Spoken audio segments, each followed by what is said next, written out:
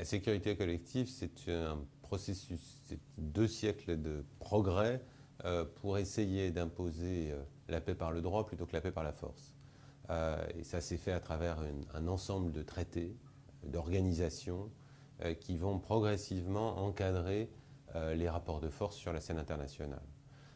Les grandes étapes ont été la création de la Société des Nations après le premier conflit mondial, et surtout la création de l'Organisation des Nations Unies après le second conflit mondial, et puis la mise en place d'une architecture de sécurité collective qui repose à la fois sur les instruments universels, les Nations Unies, sur des organisations régionales comme l'OTAN, qui jouent un rôle dans cette sécurité collective, mais aussi sur des traités, par exemple dans le domaine du désarmement, qui vont encadrer les phénomènes de course aux armements pour les limiter, voire même conduire à l'élimination complète de certains types d'armes. Alors on peut prendre un cas qui est extrêmement important dans la vie internationale d'aujourd'hui, qui est le régime international de non-prolifération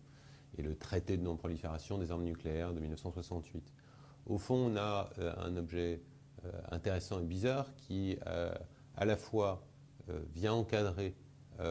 l'acquisition d'armes nucléaires par la quasi-totalité des pays qui y renoncent. Donc on a 185, 186 pays dans le monde qui abandonnent l'idée d'acquérir l'arme nucléaire. Et en même temps, on encadre la possession par les 5 pays qui se voient autorisés à la posséder. Et ce régime apporte une sorte de garantie générale sur le fait que l'arme nucléaire ne va pas se disséminer à l'échelle mondiale et donc ne va pas être employée. En même temps, on voit qu'on touche à des questions de souveraineté essentielles, ce qui explique que les États, que ce soit les États nucléaires ou les États non nucléaires, attachent une grande importance à ce régime et veillent à ce que les violations soient sanctionnées par la négociation, par des mécanismes de sanctions, le cas échéant économiques, et que par ailleurs les États dotés de l'arme nucléaire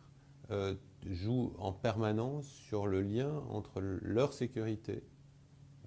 et les nécessités de faire progresser le désarmement, qui est un deuxième objectif, mais qui est un objectif secondaire par rapport à la sécurité. C'est en ce sens qu'on est bien dans un instrument de sécurité collective et pas simplement un instrument de désarmement, comme on peut trouver dans d'autres domaines, par exemple le désarmement humanitaire. Alors un grand succès de la sécurité collective, c'est que la non-prolifération de l'arme la plus destructrice qui ait jamais été inventée par l'homme soit, 60 ans après son invention, limitée à moins de 10 pays. Alors il y en a certes 5 qui sont reconnus par le traité de non-prolifération, il y en a 3 autres qui se situent en dehors de ce traité, et il y a quelques cas de violation, mais qui font tous l'objet de négociations internationales pour essayer de les ramener dans le respect de cette norme, dans le respect de ce traité. Donc c'est là qu'on voit bien la dynamique entre le rapport de force interétatique, le respect des réalités stratégiques, mais aussi la volonté de faire progresser la paix, la stabilité par le droit et par cet instrument international. La sécurité collective s'insère dans un grand débat à la fois théorique et pratique, qui est de savoir si la société internationale, le système international est naturellement anarchique ou naturellement ordonné. Et en réalité, on est dans un système où les rapports de force ont tendance à prévaloir et où il s'agit de réguler ces rapports de force. Et pour ce faire, on va mettre en place toute une série de moyens pour le faire. Alors, est-ce que ce système fonctionne finalement? Est-ce que ces 2 siècles d'invention d'une sécurité collective ont réussi? On peut dire que globalement, oui, au sens où aujourd'hui, l'hypothèse de conflits majeurs, de guerre mondiale impliquant les grandes puissances est peut-être moins probable qu'elle a pu l'être à d'autres périodes de l'histoire, même récentes. En même temps, on voit que ça n'est jamais acquis et que même les pays les plus établis dans le système international peuvent avoir des agendas révisionnistes, des agendas qui mettent en cause les piliers de la sécurité collective tels qu'on les a imaginés aujourd'hui. Le cas de la Russie autour de la crise ukrainienne est, à mon sens, le plus frappant et le plus intéressant en ce moment. On a un pays, membre permanent du Conseil de sécurité, reconnu comme une des puissances majeures du système de sécurité européen, qui décide d'une série de mesures qui mettent à bas, qui déconstruisent le système de sécurité européenne tel qu'il a été inventé depuis une trentaine d'années. On le voit avec une première décision qui est la suspension de la participation de la Russie au traité sur les forces conventionnelles en Europe, qui plafonnait les effectifs et le nombre de matériel conventionnel majeur, les chars, les canons, etc. Puis, une décision consistant à exercer des pressions sur l'Ukraine et à mettre en cause les frontières de l'Ukraine en allant contre un autre mémorandum important qui était le mémorandum de Budapest, dans lequel, en 1994, l'Ukraine échangeait sa dénucléarisation contre la garantie de ses frontières. Et enfin, toujours avec l'annexion de la Crimée, pour la première fois depuis 1945, la mise en cause des frontières en Europe par l'annexion d'une portion de territoire d'un pays voisin, chose qui ne s'était pas passée depuis la Seconde Guerre mondiale. Donc, dans ce cas précis, on voit bien une situation dans laquelle un pays, une puissance majeure, acteur absolument essentiel du système international de sécurité collective, décide de s'en affranchir au nom d'intérêts nationaux et d'une vision de sa sécurité qui ne passe plus par les outils de sécurité collective. À partir de là, comment réagir face à ce type de comportement qu'on peut observer ailleurs, hein, ça n'est pas le monopole de la Russie, c'est des choses qu'on peut observer dans le domaine de la non-prolifération avec les pays qui trichent par rapport à leurs engagements, la Corée du Nord, l'Iran, qu'on peut observer en Asie avec les revendications territoriales croisées en mer de Chine, et ainsi de suite. La réaction est au fond d'essayer de préserver, voire de restaurer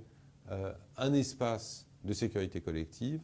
en général par la négociation, mais aussi, le cas échéant, par la dissuasion, voire par l'emploi de la force, dont il n'est pas question aujourd'hui en Crimée, mais dont on a vu à plusieurs reprises, dont on a vu plusieurs exemples. Le cas, par exemple, de l'opération de sécurité collective qui a été l'invasion de l'Irak à la suite de l'invasion irakienne du Koweït. Alors, parmi les instruments de sécurité collective, un certain nombre de traités de désarmement ont une double dimension